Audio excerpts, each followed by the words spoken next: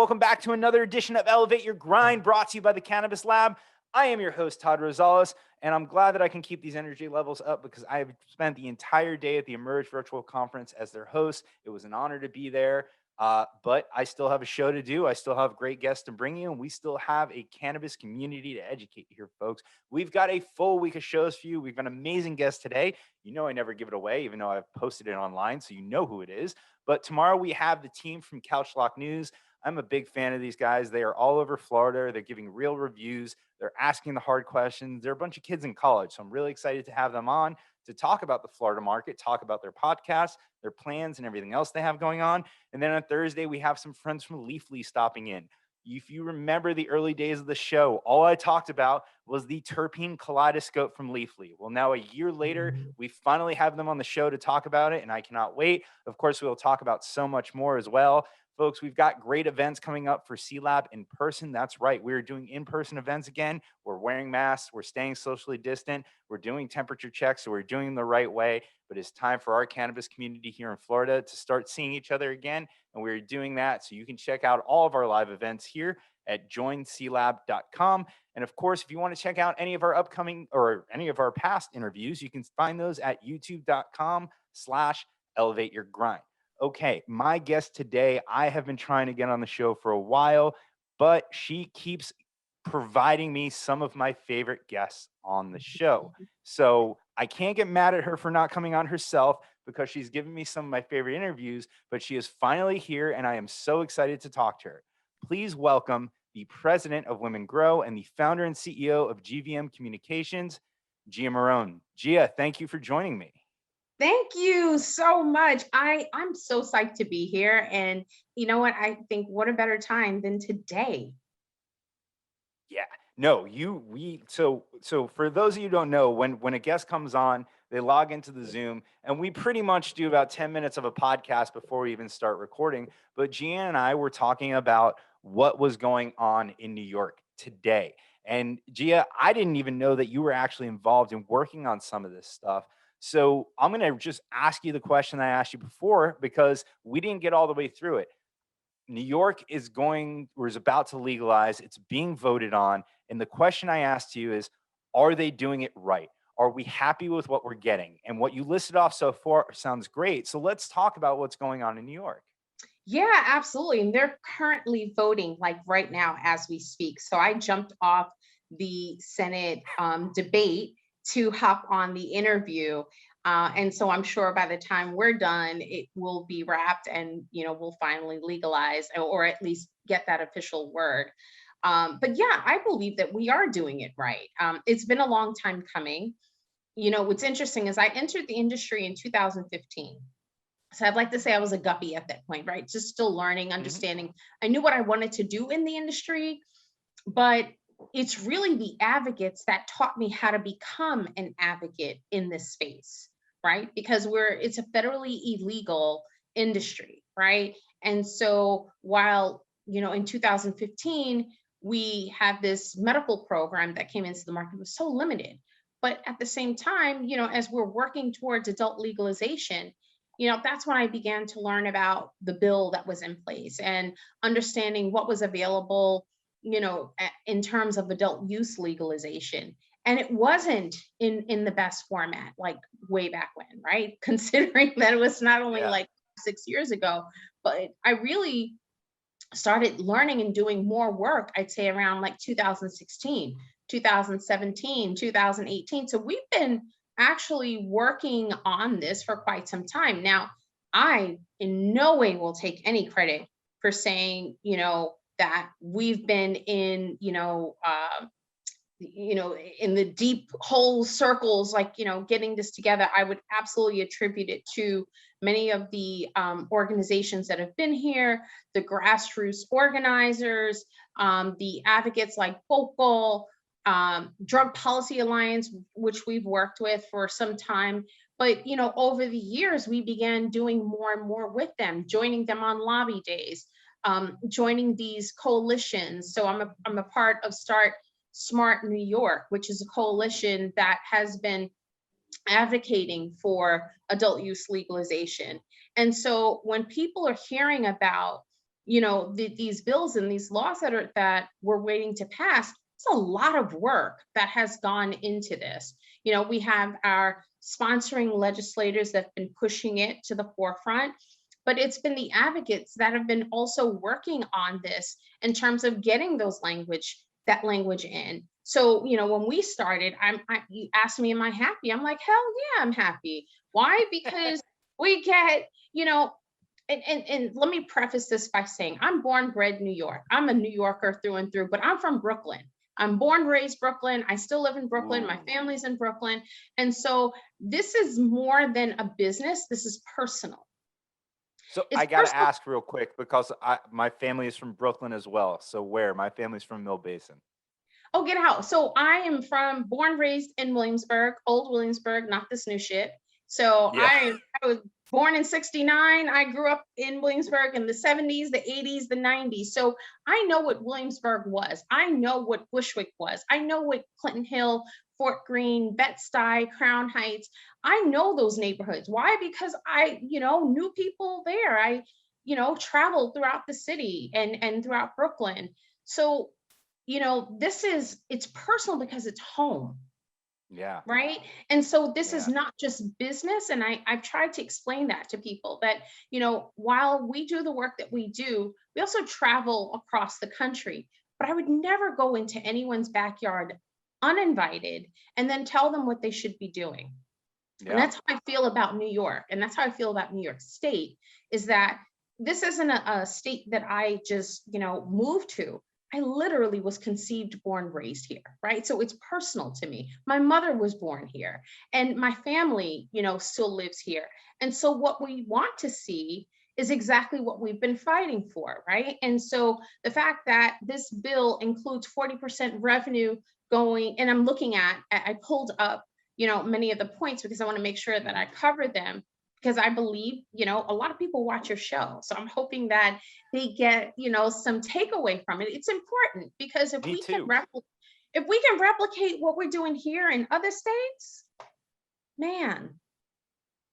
Well, I feel like we have a vested interest down here in what you're doing in New York, because South Florida is the sixth borough of New York. There's so many transplants down here, right? There's a reason why there's a flight every hour from West Palm, Fort Lauderdale, and Miami to the New York airports. Honestly, I need like a computer matrix to figure out what flight I'm taking between the three airports down here and up there.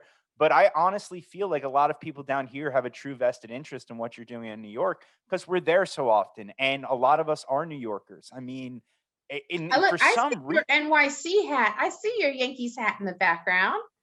There's somebody in the comments, and he's probably going to call me out for this, who talks shit about that Yankee hat on every video. Listen, bud, this is a signed Don Mattingly Yankees hat. It's not going anywhere, right? We've got it. I am a New Yorker, or I can't say that. I'm Bridge and Tunnel crowd. I'm from New Jersey. My family's from Brooklyn.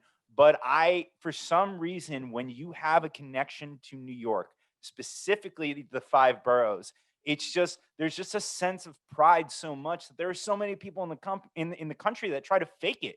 They have this fake love for New York and everything else, and it's like, until you walk the streets and you have the pizza and the food and you're eating Chinese food at 2:15 in the morning down off Canal Street, like there's something magical about that city. It is something, getting a slice and just walking down the street, knowing how to eat a slice without dripping any grease down your arm or like on your shirt. It's interesting, like during COVID, a lot of people left the city and they're like, New York is dead. And to hear that, I was like, first of all, how dare you tell me that my city is dead? One.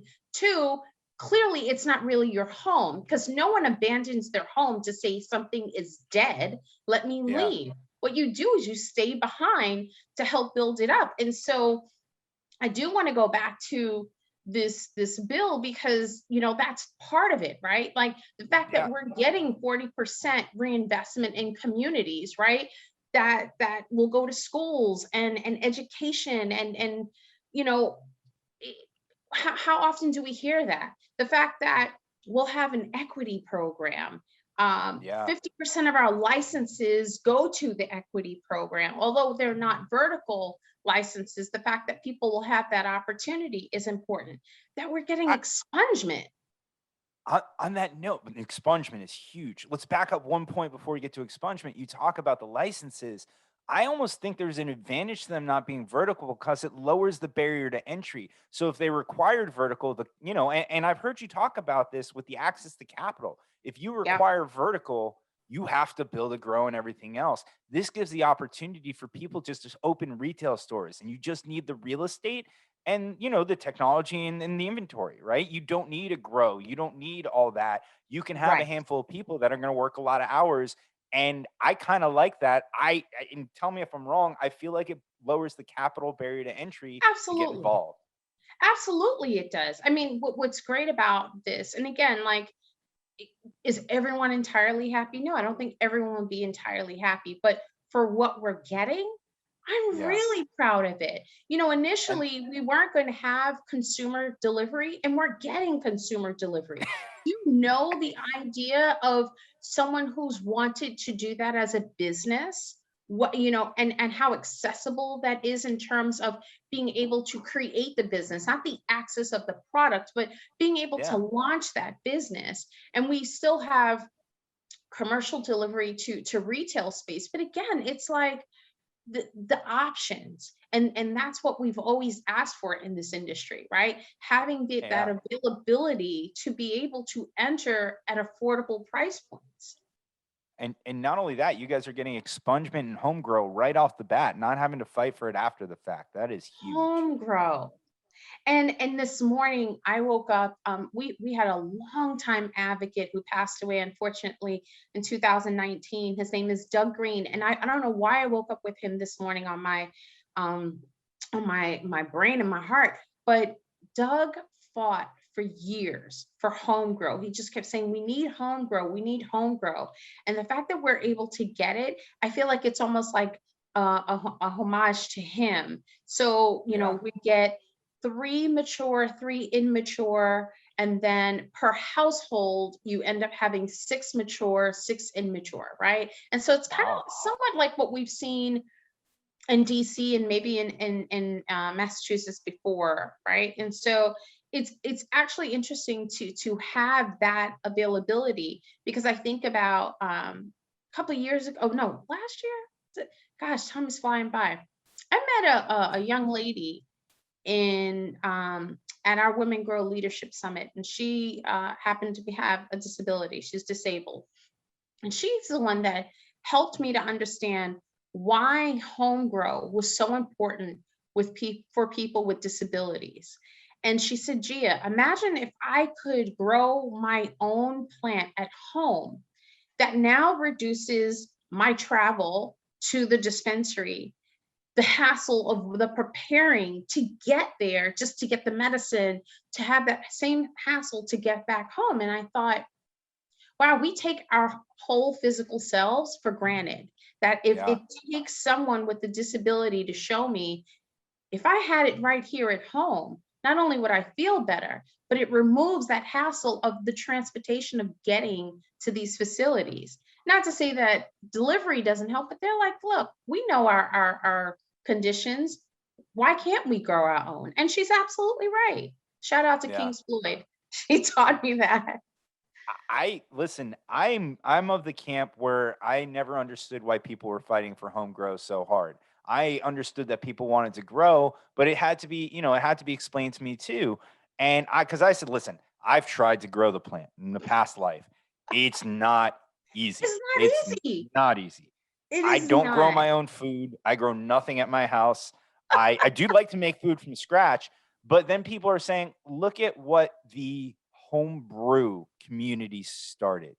In the alcohol world, in the beer world, you had, not too long ago, 15 years ago, most people drank Coors, Bud, Miller. That was pretty much it, right? Yeah. And then you had homebrew, and people started doing homebrews. And then you had all these microbreweries popping up, and now these Yeah. microbreweries are being bought out because they've become these massive businesses and they have all these local fan bases. So just in the overall interest of the industry, R&D moving forward, home grow is where the next great product, where the next great strain, where the next great company will come from. So Absolutely. not only is it great for patients, as you just explained, because they can have it in their house, they can have easy access to it. It might be a little cheaper in the long run. I don't know. I certainly not if I'm taking care of it. It definitely will not be.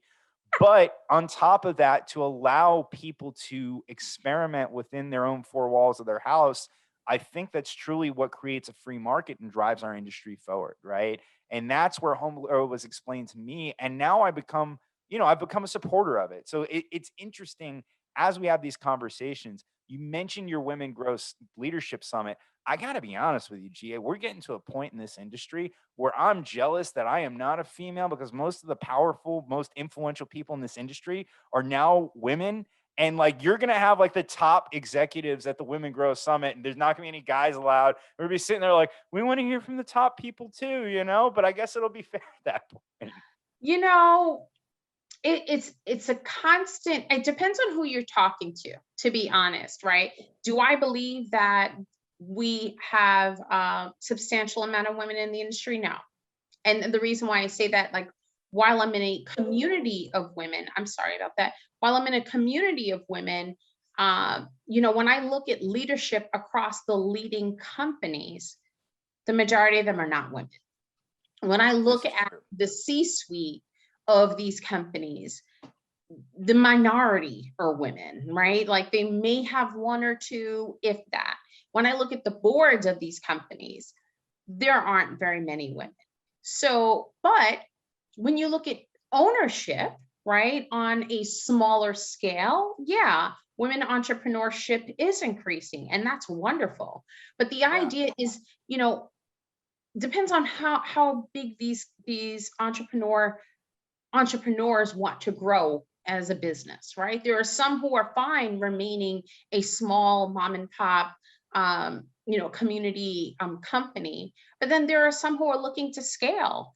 I'm excited that I'm on your show, because we actually host one on Instagram on the Women Grow channel, and we had Jessica Billingsley on Monday. Yes, yesterday, And right?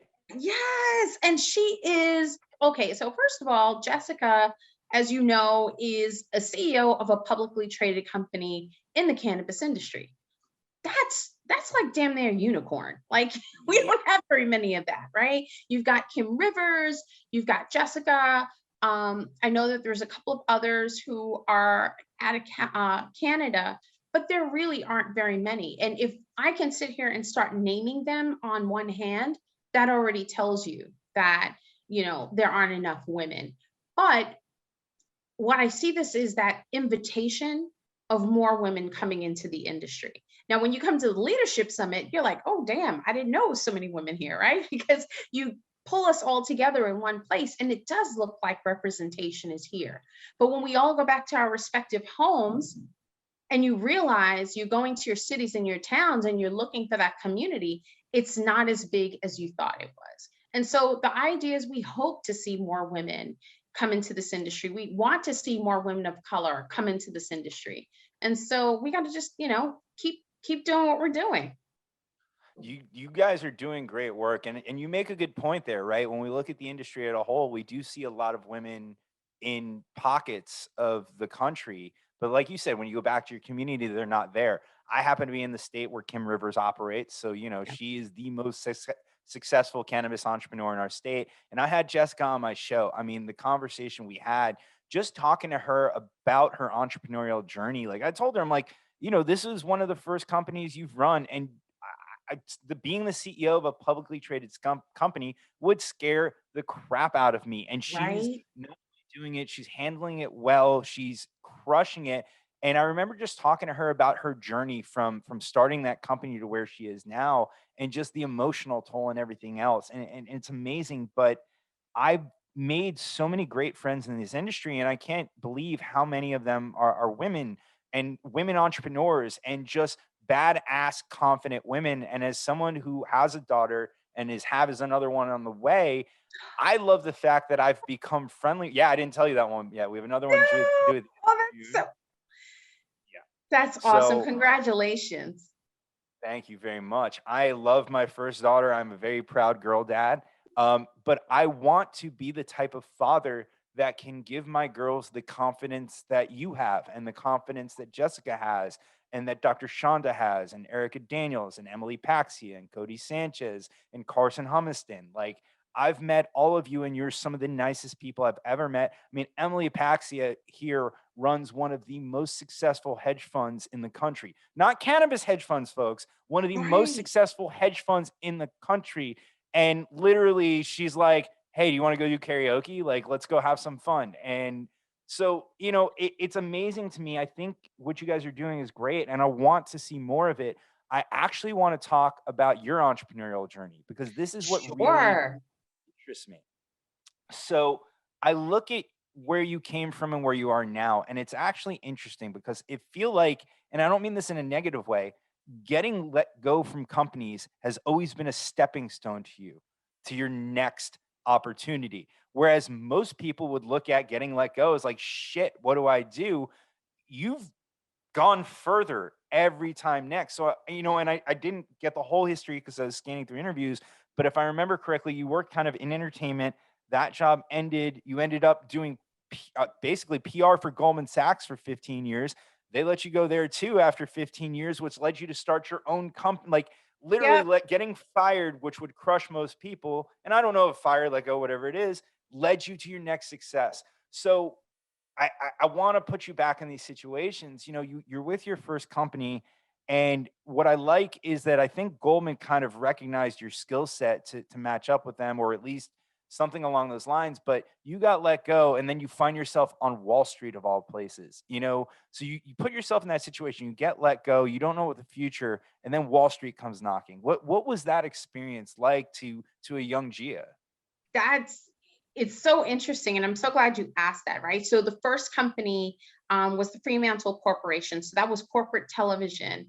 And at the time, although it was, I wouldn't say it was family owned because it really wasn't, but the owner of the company, his son had come in basically, and he kind of assessed what everyone was doing. And I was at the time was director of promotions and publicity. And when I first got hired at the job, I learned what everyone was doing. I took liking to the person who was actually heading that department. And while I was working in the sales department, I spent extra time with the person running the promotions and publicity for the company. And all of those shows were like Baywatch and like the game shows and like that was my exposure. I was like, oh wow, this is cool. And she taught me on the job how to do promotions and publicity. And I had already learned through sales, how to do that and how to package these programs together. And so when she was leaving, she said, I'm going to recommend you to take over this role because no one knows it better than you because you've spent more time. I would stay late just to learn about her job. That's And awesome. the fact that she was so awesome in teaching me how to do that, and that it really paralleled with what we were doing in the sales department, that I thought, yeah, this is interesting. I'd never really set out to say this is what I want to do, but I feel like the people that I was connecting with helped lead me there, right? And so the son comes in, learns what I'm doing, and was kind of like, hey, I kind of like what she's doing. And, Oh no. unfortunately, I did get let go. But like you said, I had the opportunity. I got the call that, hey, Goldman Sachs was creating an in-house media relations. They'd always had a consultant, and at the time, it was still a private company. This was back in '96. It was still a private company. They were doing something in-house, doing it for the first time. So the timing was perfect.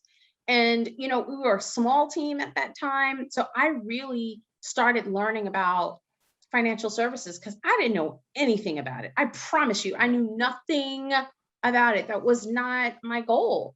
And so, but what I realized was that the work that they were doing in media relations was no different than what I was doing in entertainment. It was just a different industry. And I really thought it was a stopping, like, I thought it was just a pit stop. Like, oh, I'll be here for a year. It's good. Money's good. I'll stay here. I'm like, what? But it was probably the best education I had ever had. Like, even for people that, go off to get their MBAs, the kind of education that I got at Goldman, there's no school that could have taught you what I learned over that time. No, It was I I perfect. I agree. I agree with that. It's so I have a finance degree. I think I don't know. I graduated a while ago, but I remember and I have friends that are in finance and they got their licenses and everything else. I did 2.5 years in the hedge fund world, and what you actually learn when you get into the businesses there, it's night and day from what they teach you at business school, because in business school they teach you what to expect in a perfect situation. The world is very far from Yeah. perfect. And not only do they teach you that, but at a company like Goldman and all the other finance companies, people want your job. They want more money. Money's the driver. So, you're not even looking left and right for the people that are within your own building that are coming after what you're doing, nonetheless competing with all the other companies that you're with. So it's funny. I actually heard you say that in another interview, that school would have never taught you what you learned on Wall Street. I Oh, think you just said never, that. never, ever. I mean, it was I'm so glad that I was there for 15 years because I really learned how a company went from public, I mean, from private to a public company into the commercial banking space, and seeing that unfold. I was there during the financial crisis, watching how a company really survives that, and just all of the things that we had to do during that time. It was the best education, and quite honestly, while it was the best education and I got to experience the revenue generating side, I also understood how a corporation works. Yeah. And so that to me helped me to understand that financial services might be an industry and a sector, but you still have to learn how to run a company. So, I mean, the exposure that I got there was, to this day, I still use those skill sets. And it was around like 2011, still on the heels after financial crisis, and I was a spokesperson, right, that was really commenting on layoffs, and it just so happened I was like basically part of the numbers, right, that were being laid off. And honestly, I didn't take it personal at that time. I really didn't. I kind of felt like I was burned out. I wanted to try something new. I didn't know what it was. I was looking internally, hoping to land somewhere else, thinking that change was going to happen. So to your point, when I received word that I was being let go, it literally was like 45 seconds. I was like, oh, okay, cool. Give me a couple of hours. I'll pack up my stuff. I'm good. And they're like, oh no, you can wait until the end of the week. I'm like, end of the week. I'm good. And my departure from there was never bad. I still have friends that work there. I still keep in touch with people from there. And I'm still very appreciative of all that we went through, because I promise you, everything that happened there as well as the prior company all prepared me for cannabis. Yeah. Like, I kind of laugh sometimes when people are worried about crisis, and I'm like, that's lightweight. It, it's crazy. So I had Ricky Williams on the show 2 weeks ago, and Ricky's very much into astrology and spirituality and everything else. And one of the conversations I had with him were these events in your life that change your path and send you in a different direction, where at the time you don't know if they're good or not. But if you look back, you're like, wow, if that didn't happen, I wouldn't be where I am today. And we hear a lot of these from celebrities and people who write books. I remember reading Damon John's book and hearing about how he hustled for Fubu, and Yep. how he would, how poor he was, and how he would go to conferences, but he'd have to sneak in. And like when you're going through it, it sucks. It's the worst. You don't know that it's going to be good, but you're looking back and you're like, well, if I didn't do that, I wouldn't be where I am today. As much as I Yep. hated going through it, Yep. for me, it was finding someone in the cannabis space, getting in, and that person just not being someone I wanted to work for, because he was very much someone who wanted to be the star of the show. He wanted the attention. He wanted to be a celebrity. And not that I was perfectly okay being the guy behind the scenes, but he ended up letting me go, which led me to starting this podcast. And if he didn't do that, it was actually 2 weeks before my daughter was born, I wouldn't have found this show. I wouldn't have been able to meet all these great Mm. people. And you and I wouldn't be talking here today. For you, it was a layoff that led to a much bigger opportunity, and then another one that led to an even bigger opportunity. So like I said, at the time, it might have been like a little weird or whatever, but it put you in the space that you needed to be. I also like to point out that what you did is what a lot of people don't do. Not only were you working and doing your job, but you were soaking everything in. And I don't think people realize that, right?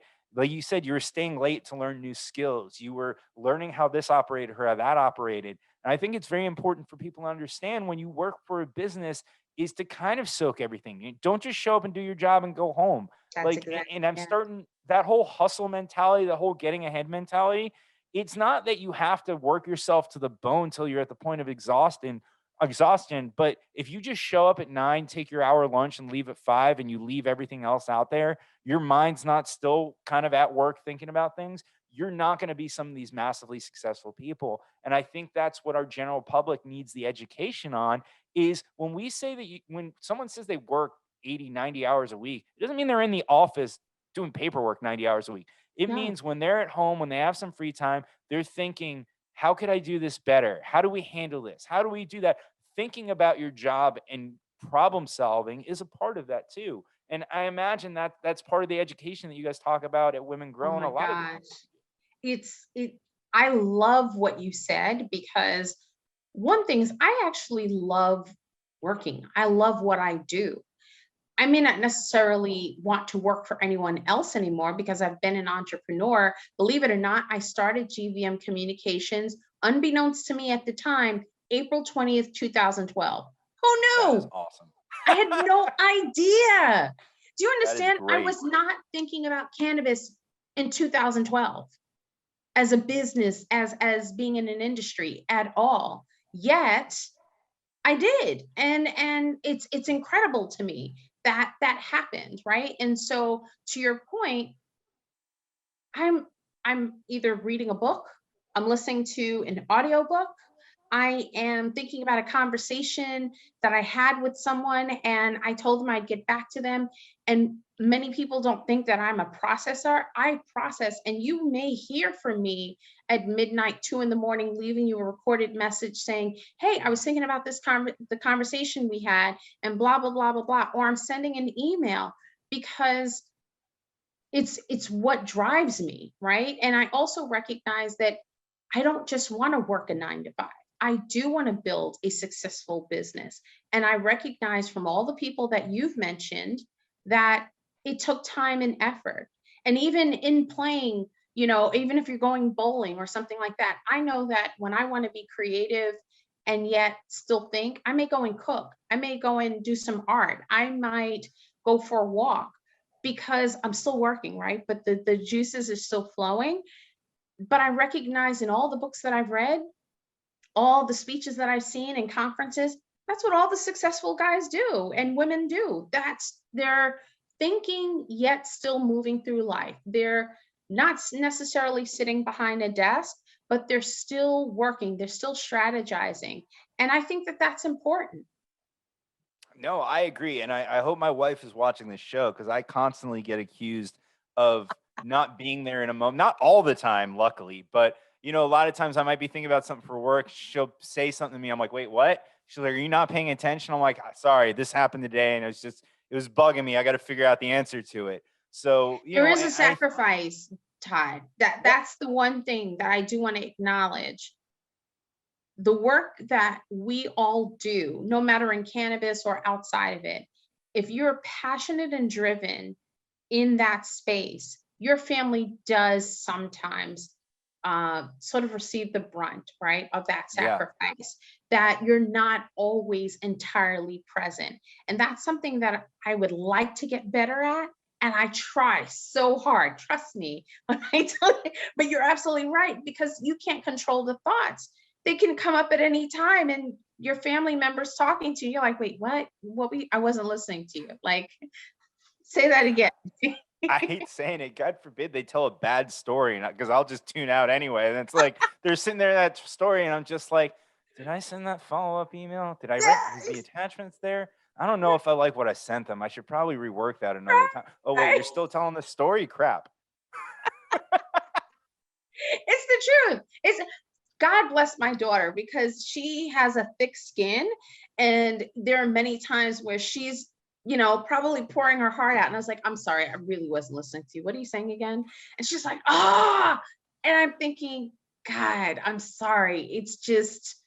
It's this thing. But you're right. Like, we got to get better at that. So maybe that's something that we'll continue to work on. Absolutely. Work life. I mean, it's interesting though, because we do what we love for work, right? So, the people in our life are looking like, I do these shows and everything else. And sometimes people don't consider it working because it's like, hey, it is work. Just because I'm sitting in front of a microphone doesn't mean it's not work. But Yeah. it's interesting what the sacrifices that you have to make. A lot of people don't see, and it's hard, right? I told you Yep. before this. I don't think I told you. I was telling somebody else today. My daughter's sleep schedule, her awake schedule, literally flanks my work schedule by an hour on both sides. So, I wake up, I see her for 20 minutes, I go to work all day, come home, see her for 20 minutes, help put her to bed, and then I do this show. And, I can't really scale that back right now. So unfortunately, she suffered. The lucky thing that I've had though is we did have the pandemic and I got to spend a ton of time with her, which I feel blessed for. But it's hard because I would love to spend more time with her. And I do try to make it a point on the weekends to make sure that I'm taking her to the farm or to a zoo or It's so whatever it is. important. But it is hard. While we're on the subject of kids, Wait because a I know minute. I you're got to pause because my phone has been blowing up and I was like, what the hell? New York freaking passed, damn it. yes, breaking news. You heard it right here first, folks. Oh, That is awesome. I'm sorry. I was like, God, what the hell happened? Yeah. I was, when you said we'll probably know after the show, I'm like, I really hope she has her phone out and someone's going to text her. It is I would before the rights to nonstop. I'm music, like, I would what? play New Wait, York let State me of Mind. see. And I'm not being rude, and I am trying to be present, but I'm like, this is way too historic. But I'm sharing this moment with you. That is awesome. Like, and here's the thing, I'm so excited about that. I'm like looking over at my phone, like, I need to start telling everybody. That's awesome. So that is crazy. I can't believe that happened already today with everything that you guys wanted. So how long are we away from the first legal adult use purchase in New York, do you think? I probably think anywhere between 18 months to 24 months. And I actually think that that's the right amount of time. One of the things that we talked about before, when I think about that time span, anyone that's considering entering this industry, especially through a social equity, program, it allows them that time to, kind of get their ducks in a row. I believe that people were already starting to do that, but I think at this time, it gives them more, planning, right? To go through that. So I am in support of that 2-year plan. I think that that's fair.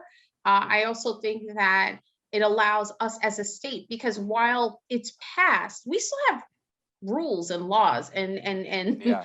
things to put in place, and I don't want that to be rushed either, right? Because we want to make sure that people are protected and that people are informed and educated, because there's so many things, whether if it's on the business side or the personal consumption side. We also get consumption lounges as well in New York, right? So Okay, now I'm that's jealous. also Now I'm okay. really jealous. Yeah. So, for us, I think it's so important that we get not only, as you've just heard, the bill right, and it's passed, but now we have to get the follow through. Who's going to oversee the program?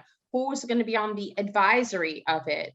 Making sure that these are people who have the best interest, not to say they wouldn't have the best interests of the people at hand, but for all people in the state, right? So I think that that's also important. And I mean, shit, let's not rush. Let's do it right. If we're gonna do it right, let's do it right all the way through. So I love that we're sharing this moment together. I feel like I want to play Sinatra, Billy Joel, New York State of Mind. I wish I had the rights to music so we could play something here. Absolutely. Oh my God. Just this is a great day. This really has been years in the making. I cannot wait till I can come up to New York. I can buy cannabis. I can grab a slice and go to the Comedy Cellar because I'm going to do all of those three things on my next. I'm a huge stand-up fan, so Ah, I cannot wait. so did you used to hit all the spots down, especially down in the village on oh God, why am I blanking on the street? The Boston Comedy Club was there. The oh shoot, I'm blanking, but did you hit the comedy stores down in the village as well? I, I did, but not as much as I wish I did. Got it. I've been there. I've in the past few years I've become, and I know I told you we're gonna go on 19 different tangents. I've become a huge stand-up comedy fan, and the capitals of comedy are New York and LA. And we were supposed to go out this summer to the comedy store to go watch one of those killer lineups out there. COVID hit, we never made it. We're gonna go up. My buddy, I forget which comedy club he has. He actually has he runs eyebrow places in New York. He has two of them called Bespoke Brows. Ross, I'm shouting you out here. Him and his Oh wife, wow. they're awesome. He's texting me right now because I let him know that it was legal in New York because he's telling me we got to do something together. But so one of his eyebrow places shares a wall with a comedy club. So I promised I was going to come up. We're going on a comedy tour. Now that adult use is going to be legal, it's going to make my trips up there even more fun. More fun. That's right. You got to let me know when you're coming up. And I was just down in Florida in January, late January. All Um right. yeah. So I Well, have to we've make got to sure get that you to we some can. C Lab events. Yes. We must. I would love to come. So my job here is to wrangle us back into the conversation, right? Yes, sir. Because we have that excellent tangent. I So know. God, I love when this stuff happens. But I am still impressed with you as the entrepreneur. So let's go back 420, Yes. 2012. You started GVM Communications. And for the Mm-hmm. first time ever, there's no one up here, no one Nope. above you. It's Nope. just you.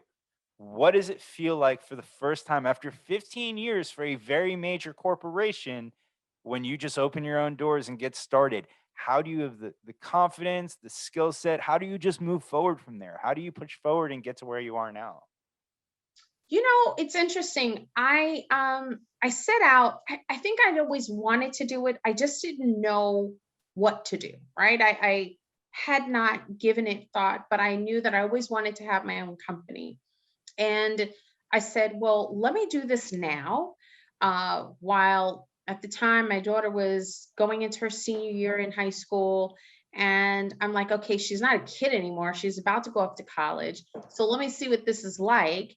And if it doesn't work out, I can always go back to corporate. But I don't want to have regrets of not trying it, right?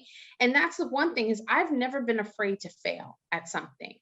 And anyone who's known me personally has known I've tried a bunch of stuff. Either it's worked or it hasn't worked. But I'd rather try it than say, oh, I shoulda, coulda, woulda. Like that to Yeah. me is so whack. Like just do it. And if it works, great. And if it doesn't, then okay, at least you tried. And so I gave myself, I started that April 2012. And I said, if I don't have my first client by September 2012, I'll go and look for a job. Right. Okay. And my severance would have been like ending soon. I got a really good package, upon departure. And that was one thing about big corporations. Like they had excellent benefits and they pretty often had pretty good departure packages. So I gave myself until September. I got my first client August 2012, That's awesome. right after my birthday. And I was like, look at that. And so, that was the first client then. And I'll be honest, I wasn't a very good entrepreneur in the beginning. And I almost fired myself because I was taking on clients that I can say I didn't entirely enjoy everything that I was doing. And I had the option to say yes or no. And I was saying yes because I thought that's what I had to do. Whereas had I gone in with, and there were, what I will say though, with every client, whether I enjoyed working with them or not, I learned something. Yeah. And so I knew GVM Communications, which I didn't say is a PR, brand strategy, business development firm. And so I initially started taking clients on that were more affiliated around like the financial services. They were small businesses, but they weren't businesses that I was necessarily into. Now, I did take on a retail client, which I had so much fun with. I took on a client that was a plastic surgeon, so much fun. Because again, I learned so much from them because those were areas I wasn't as familiar with. And so I've always looked at my company as another education tool for me, that while I know how to do the PR side of it, I took that time to learn about their business itself, like their industry, what they do. And so that kind of led me to, okay, you got to take a step back and decide which kind of clients do you want to work with? What kind of businesses do you want to do? Or what kind of business is it that you want to run? And from there, that's when I said, if you don't do this right, you're going to end up firing yourself, because you can go and work for the man, right? Like you can go back and just collect the check. And that's what kind of had me assess what type of company I wanted to run and the types of businesses that I wanted to work with. And that's when I started learning. It was like probably by 2000, the end of 2013. Um, I was doing some research for a client, and that's when I saw Women Grow in a magazine. And I was like, oh, shoot, I heard about them. Gosh, all these conversations about marijuana and cannabis, and I'm seeing it on CNBC and Bloomberg. And I was like, let me start paying attention to this. This is interesting. And that's really where that whole notion of, wait a minute, so all these white boys running these companies, no one looks like me. They're all in California. Well, are there no black people out there? Are there no black people in Colorado? Like where do people that look like me in this industry? And that's when I decided to start learning more about it. And it wasn't that I had any issue with the people that were there. It's that I didn't think it was representative of what the people who paid the price, who are Yeah. now incarcerated, and now it's legal in certain states. But even in those legal states, you still don't see the people who are, who look like the people who are incarcerated. So I'm like, Yeah. something doesn't add up here. And so again, I think instead of getting mad about it, I was more driven to learn more about it and to see how can I get in, and what can I do. And that's how it, kind of took off. I I so there's something there I want to point out, and I look at today's youth, and I think part of them, they have the right attitude, but it's not paired with the work ethic, right? And maybe I'm probably generalizing. There's probably a ton of hard workers out there. I mean, they're Right, coming out of right, of nowhere. course. Someone's starting all these Mhm. companies, but you saw an issue with the industry that you didn't like. You sought to A, understand it, and then B, you didn't go on Twitter and Reddit and bitch about it. You went in, you said, I'm entering this industry and I'm going to do something about it. And I think that's what differentiate a lot of the greats from others, right? Because we see, and you log into social media today and you hear a lot of complaining, and you see a lot of complaining, and people are bitching left and right, but you don't see a lot of people that are actually willing to roll up their sleeves and do something about it. And that's what separates the true greats in industry, in society, and everything else. And I look at you throughout your career, and it was just that you wanted what you wanted, and you were willing to put in whatever work it took to get it, right? You saw a better job within the company you wanted. You said, screw it, I'm going to stay late and learn this because I want to do that. Instead of just saying, wait till they pick me, wait till they pick me and they'll train me or I'll apply, you went and trained yourself and you got that job. You got let go and you found another gig for 15 years that gave you one of the best educations you had. And you said, hey, I really like doing that. I don't know if I want to do it for somebody else. So let me go take that chance now. And I would rather fail at doing something that I think I love and deserve, that's going to make me happy every day, than not try it. And then even, fast forward getting into cannabis, where it could be looked bad upon. You were in New York, it wasn't a legal state. And you said, not only is this interesting as an opportunity, but it's not being done right, and it's not fair to the people that are being um, arrested and everything else. So now I'm going to learn this industry. I'm going to get involved and I'm going to make sure that it gets done right. And that's what I keep seeing about you. And I think, these are the lessons that hope people learn from this show. Yes, we talk about the cannabis industry and everything's going on. And yes, the legalization in New York is awesome. And we're excited about that. And I'm sure you and I will probably talk a ton about that after we're done here. But to put the spotlight on someone like you who just happens to be in the cannabis industry, but you're making things right. You're bringing attention where it needs to be done, and you're putting your money where your mouth is. I think a lot of people can learn a ton of lessons. Wow. That's really kind of you. And I do appreciate that. Um, it's interesting. I don't know. Growing up, I don't know if my parents always appreciated me being somewhat of a rebel, right? And the Do reason they why I ever? say that is no, of course not, right? And I got on punishment. I definitely got my ass beat as a kid, I came up in that era. But I say that to say is that, you know, I cared less and still care less about what people think, especially when inside of me it feels right. Yeah. Right? So that's the one thing, like, because that gut feeling says this is the right thing, even if people don't agree.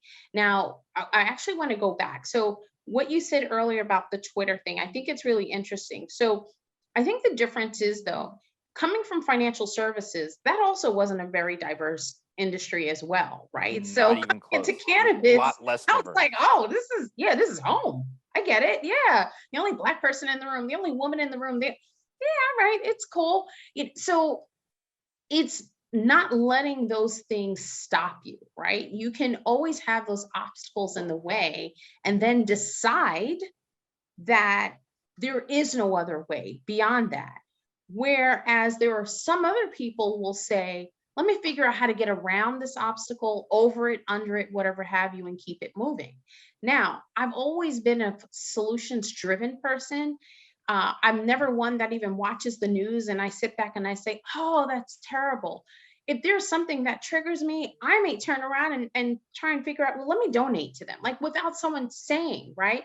And I think oftentimes many of us are taught to look and ask and wait for permission to do something.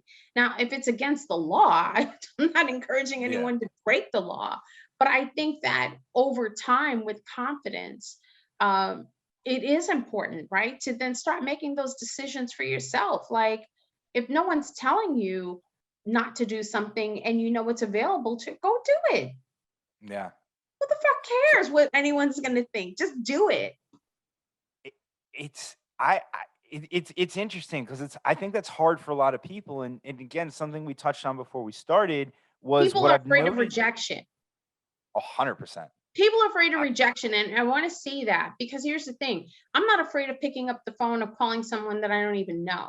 If they answer it, great, and they take my call, wonderful. If not, oh well, so they didn't.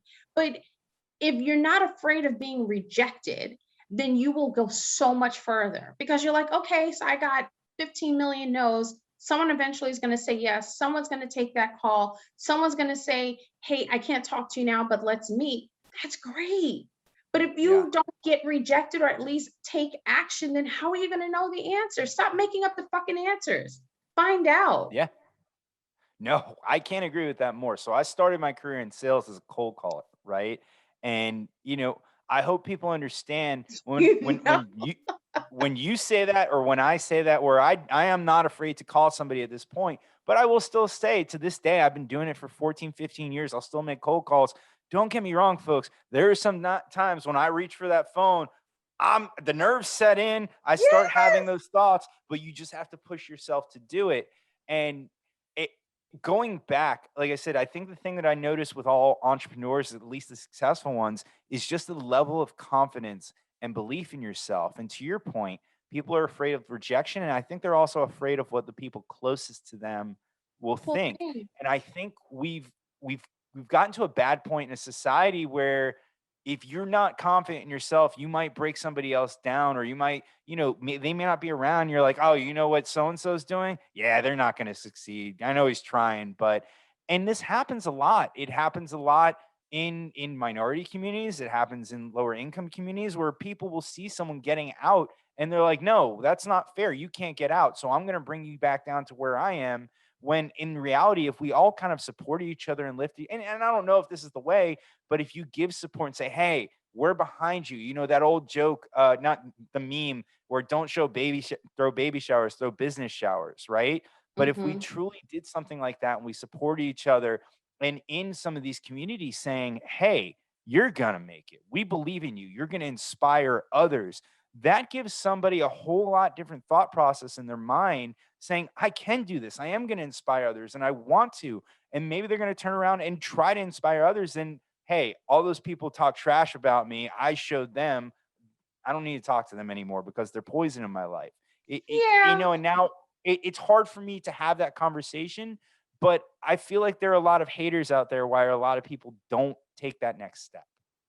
So it's interesting. So I even attribute that even sometimes culturally, right? There's certain cultures, people come from particular cultural backgrounds that they're hesitant to like enter an industry like this because of the stigma, right? And not Yeah. having the support of their family and friends around them. And I completely understand that. And it is a risk. It's a huge risk. Um, I worry less about haters. I'm sure I have them. I don't really give a fuck. I honestly, I know I've dropped it like several times. I don't because at the, I open a bill. I don't have one here, but nothing on it says I'm sent to by a hater. Yeah. They don't send me my bills. They don't pay my bills. They, they don't contribute any value other than hating from where they are. But if I don't listen to them, and quite honestly, if I'm not even engaging with them, then why does their opinion matter? And Yeah. I've seen, negative comments, but I'm also not afraid to approach someone either to say, okay, so what's your problem? What is it that you hate? Do you hate what I'm doing? Do you hate how I do it? Okay, do you think you can do this? And if you can, then why don't you go and do it yourself? Yeah. Because you're spending, unless that's the time you want to give me, right? If you want to give me your time, thanks a lot. I can't do much with it, does nothing for me. But that time you spent hating on me, you probably could have done what I was doing and do it the way you want to do it. Right. And so it's how you turn that around. So I don't pay, like I said, I don't even know if I have haters because I don't give them any of my time. They're not, no one else is worth my time other than the people that I want to be around or that want to be around me. I think, yeah, I think that's great advice to anybody. And I think people should take that to heart where we're in a place where anybody can send you their opinion. And I think you have to be a lot stronger about not caring. The only hater I have, I know, is the guy who hates the Don Mattingly hat, and Bud, that's not going anywhere. So, um, so, it's interesting. We talk about haters and everything else, and then we work in an industry where there is a huge stigma around what we do.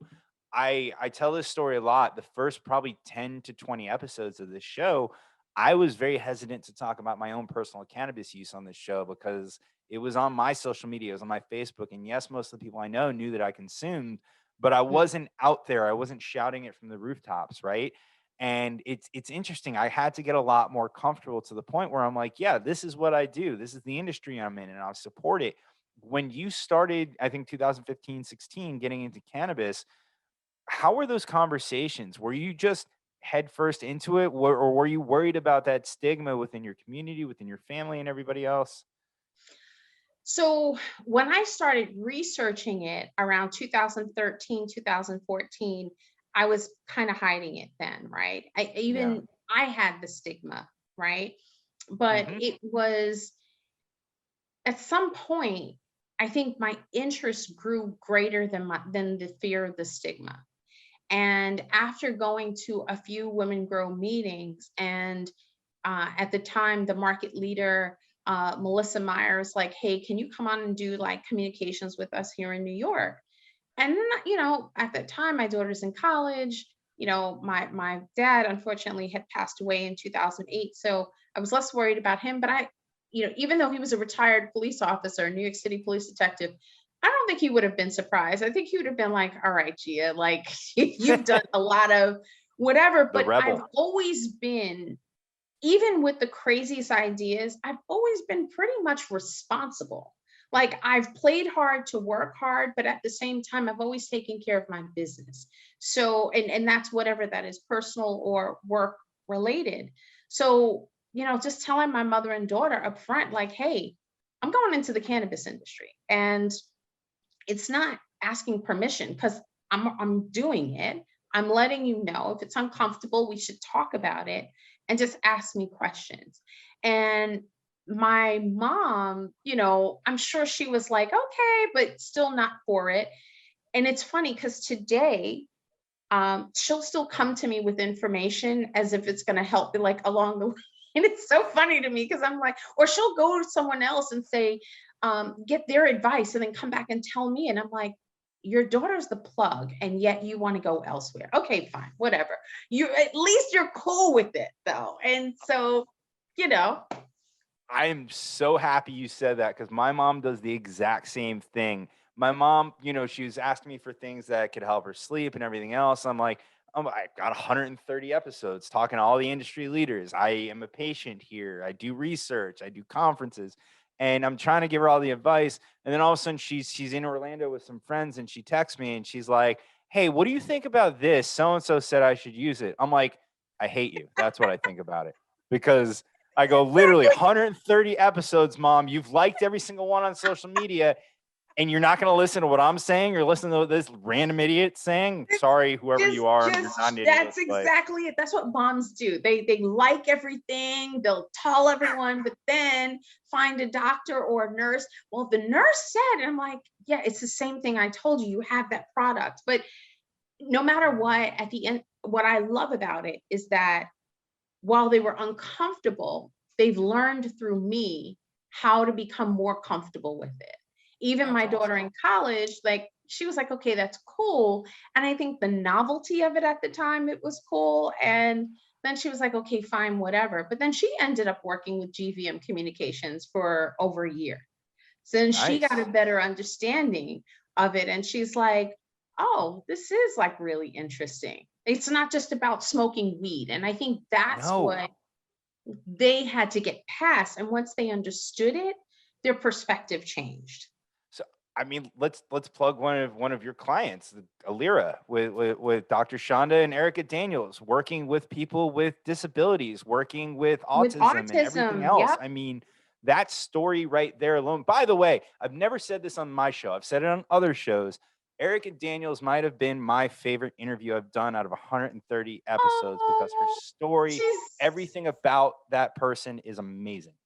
So thank you for that. Awesome. And the breakthrough, and I think that's why I'm really attracted to this industry, right? I mean, it's not that I didn't smoke, or consume early on, but at a certain age, I actually stopped doing it. And I don't consume through any kind of smoking because I'm a former cigarette smoker.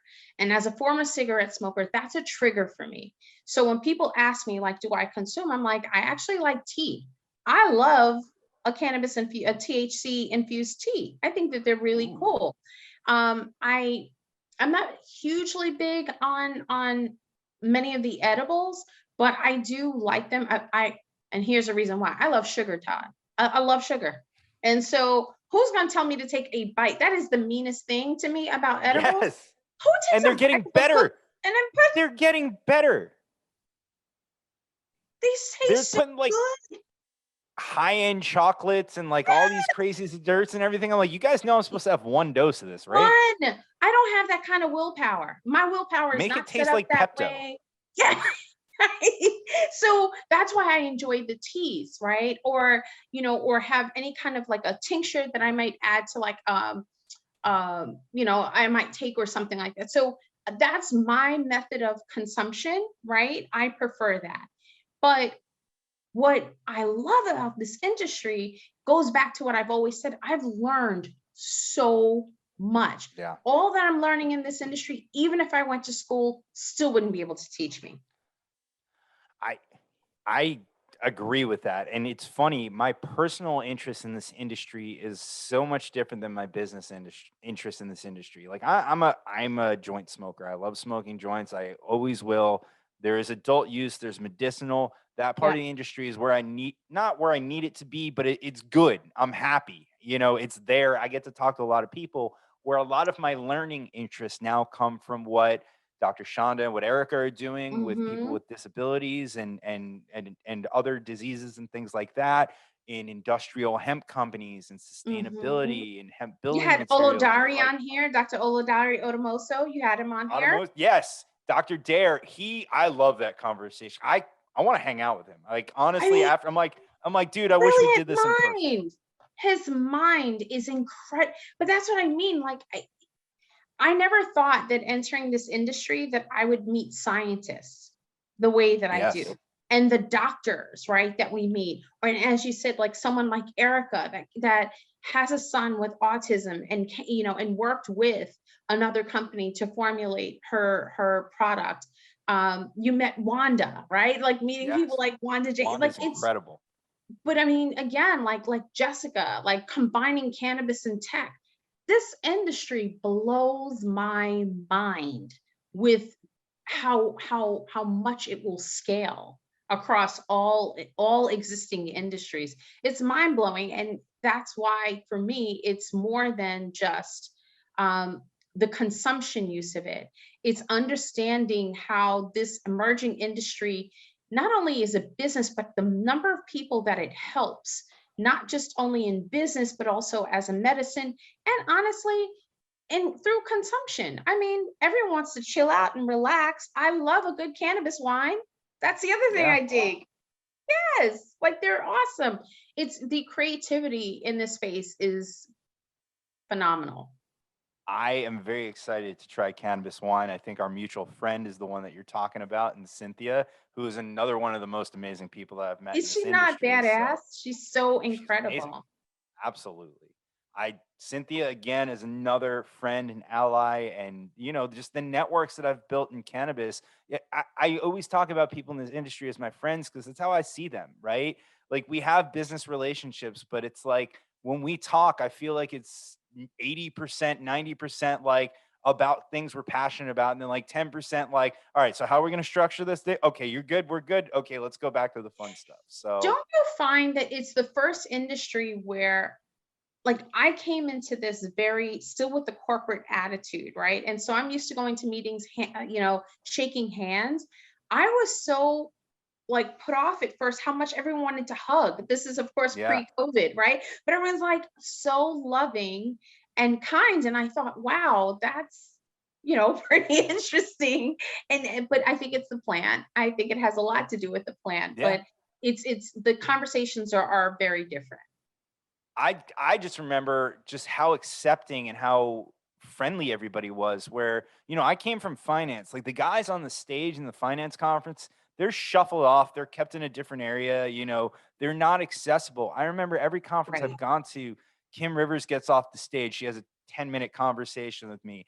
Beth Stavola, who had never met me in her life, gets off the stage at Benzinga in Miami. I said, Beth, I love what you're doing. Will you be on my podcast? She's like, I'm here tomorrow. Why not? I'll sit down with you. She sits Yep. down and does, she told me she had 20 minutes. She sat down for 42 minutes with me. I She's remember that awesome. specifically. Love her. Yep. So, you have these people, even Steve D'Angelo, I had him on the show. We talked for a half hour off camera, like just some of the nicest people in this industry. Now, we started this conversation with the stigma against cannabis. I've got an interesting question for you, and there's some humor behind it. I now no longer like to talk about what I do for work not because of the negative stigma around it, because people talk my freaking ear off when they ask, when when they know I'm in the cannabis industry. And not only that, I talk about it all day at work. I do a podcast for an hour twice a week about cannabis. By the time I get this mom or dad at a party that knows that I'm in the cannabis industry, I'm like, here's my YouTube link. What do you want to learn? I can't have this conversation again. Oh, all You notice talked that out. too? Dude.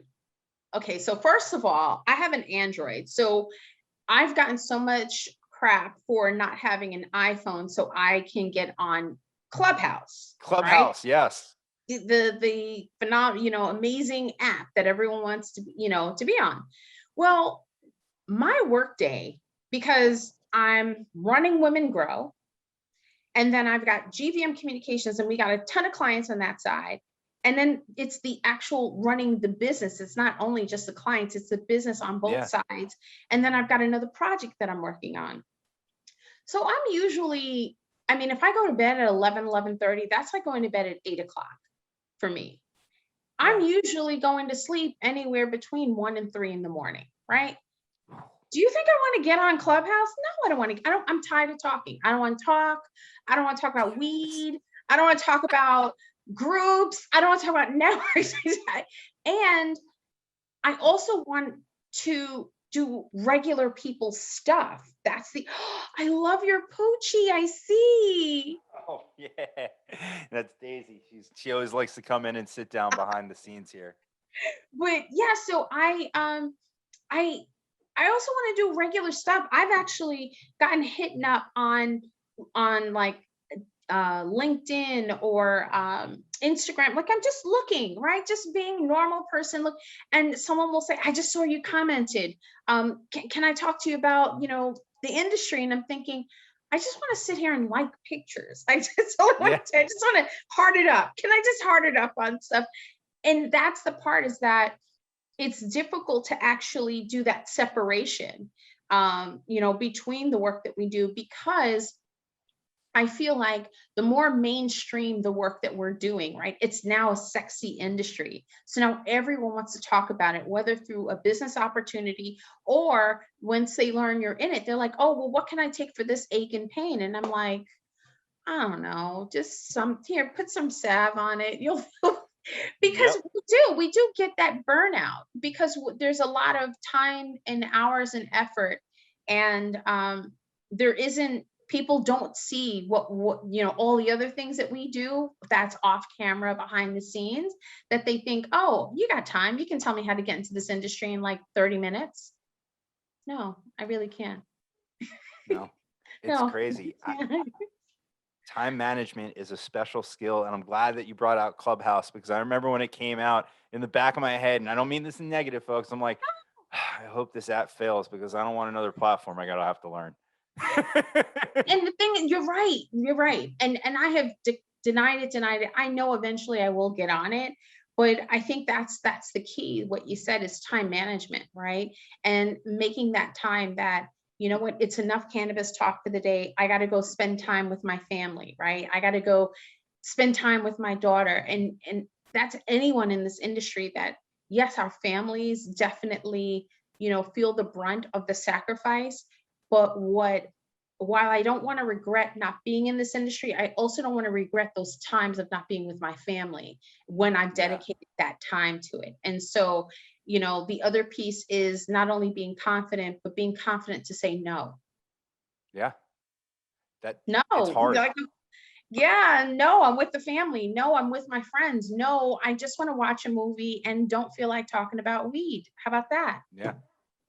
I've gotten a lot more honest with people. I remember someone tried to book a meeting with me Friday afternoon, and I'm like, "I'm busy." Like, "Well, what are you doing?" I go, "Honestly, my calendar's open. I'm leaving early to go spend time with my family. That's what I'm doing. So no, you can't have my Friday afternoon."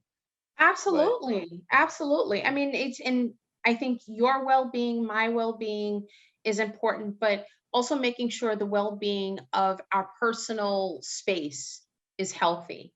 Because when yeah, that's not healthy, then what are we working towards?